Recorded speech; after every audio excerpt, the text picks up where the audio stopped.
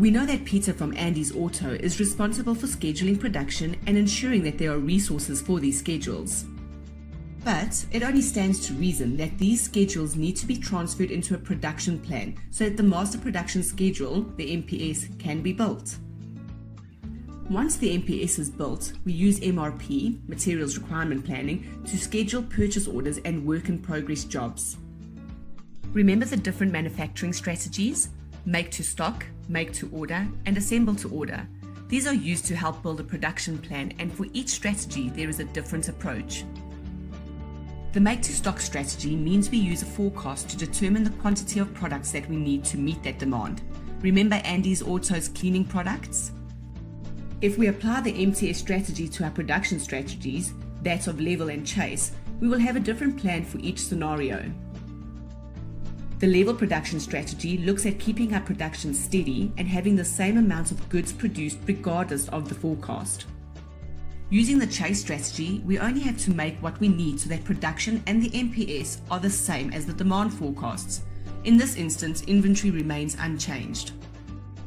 In make to order, MTO, like the customized license plates that are ordered by the customers, goods are only manufactured when an order is received, so we only purchase material when we receive that order. Assemble to order, ATO, is like a blend of MTS and MTO, so one would plan production as if it is an MTS environment until the sub-assembly stage and then plan accordingly to the MTO strategy for the final assembly. MRP is fed by the MPS and provides input to the production activity control, PAC. It is the link between the planning and the execution of the planning. Before we make something, we need to know what materials will be needed in order to produce it. That is where the bill of materials, the BOM, comes in. The product structure on the BOM shows the material, component parts, sub-assemblies, and other items. The BOM also contains information on every item or assembly required to produce end items, which include things like the part number, description, units of measure, quantity per assembly, and so forth. Single-level BOM comprises of parent components and child components. Multi-level BOM comprises of parent component, child component with its subcomponents.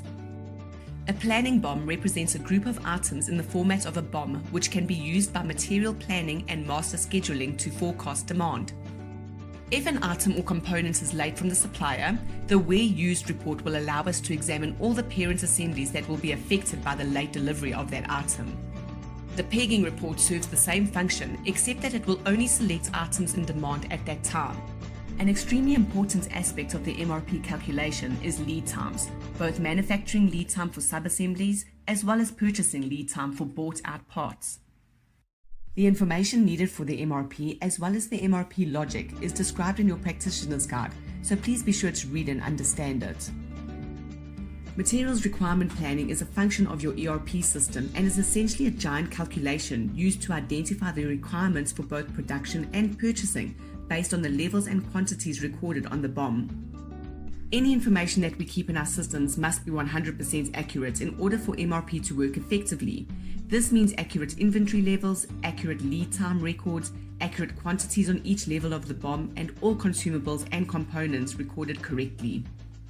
If this is not correct, MRP will make suggestions which could result in too much or too little inventory, a place where we definitely do not want to be.